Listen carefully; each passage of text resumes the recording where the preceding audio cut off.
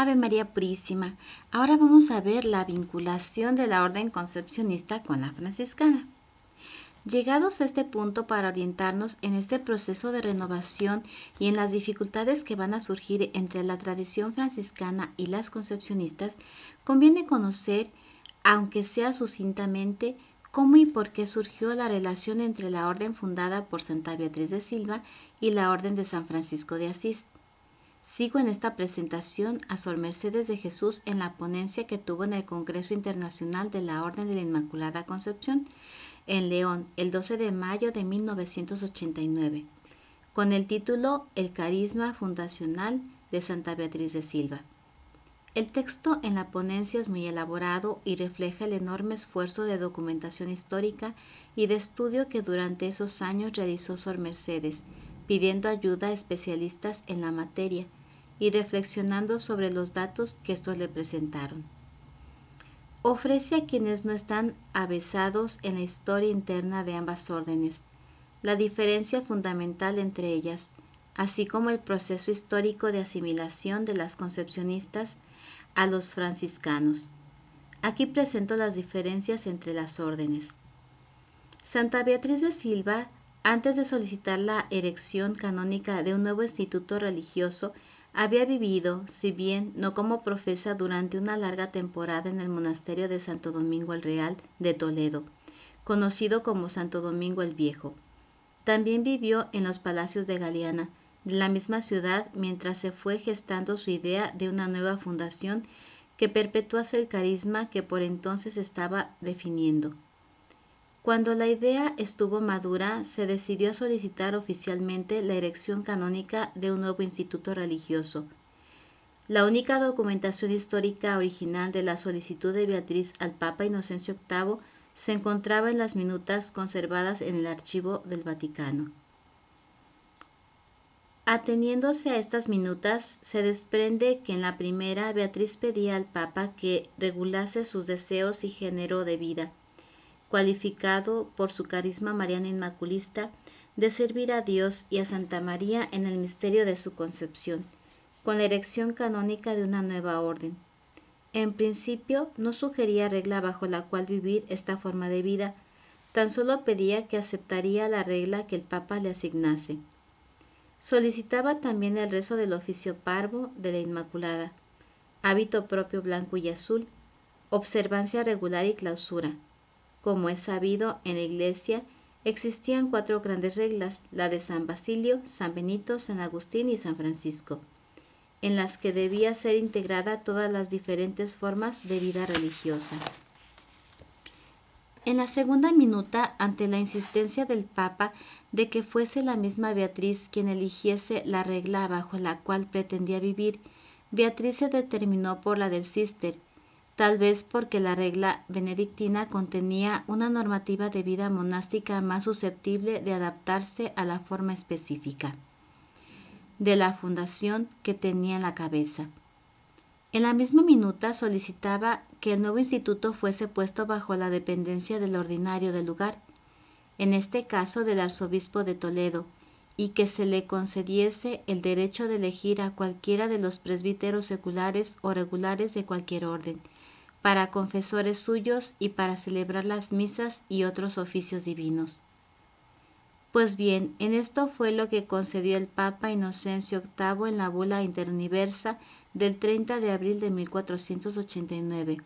Tras la promulgación de la bula, se erigió canónicamente el monasterio de la Concepción bajo la regla del Cister, ocupando los palacios de Galiana y la capilla de Santa Fe en Toledo, el 16 de febrero de 1491, y allí vivió Beatriz con un grupo de compañeras hasta su muerte, acaecida según parece el 17 de agosto de 1492.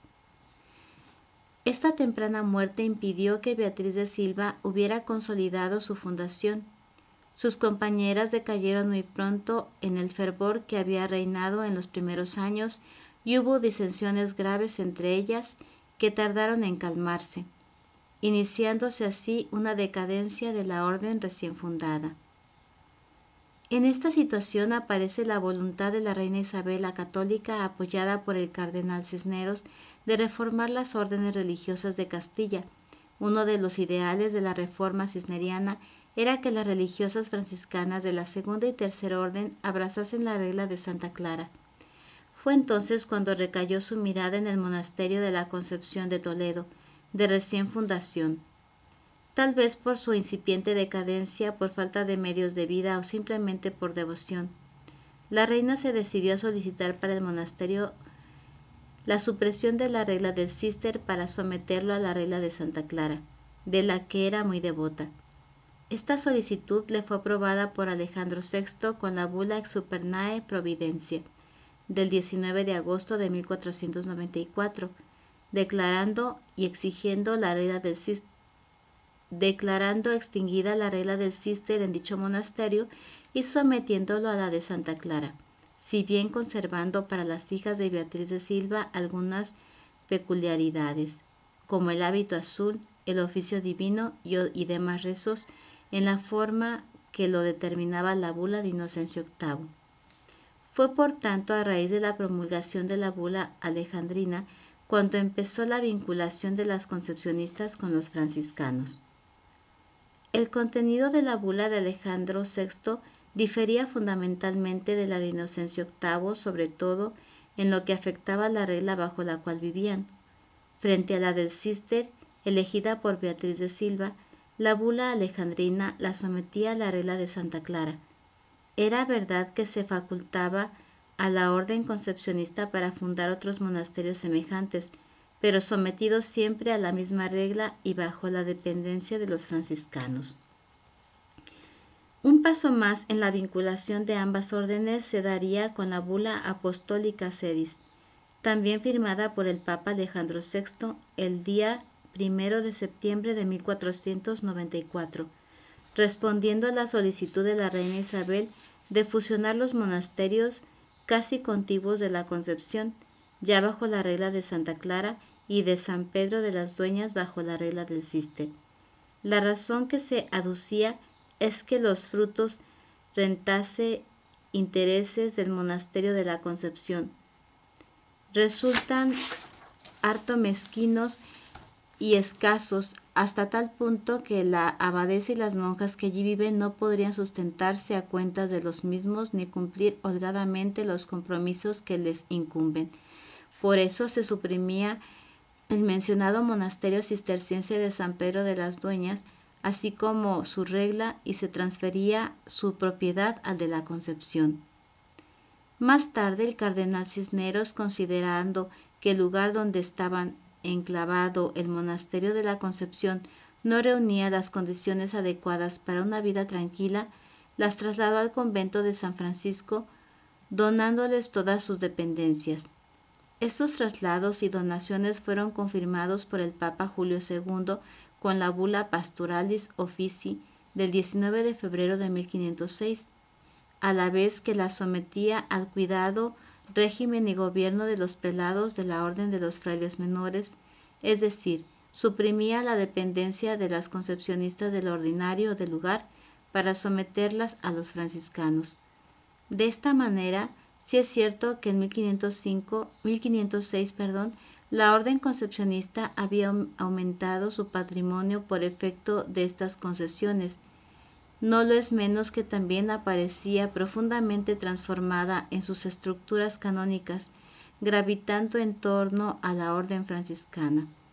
Con estos cambios tan esenciales, no es de extrañar que esta última mirase la nueva orden como algo suyo y como un reconocimiento a su campaña tradicional a favor del misterio inoculista. Bueno, mañana continuamos con la segunda parte, no te la pierdas.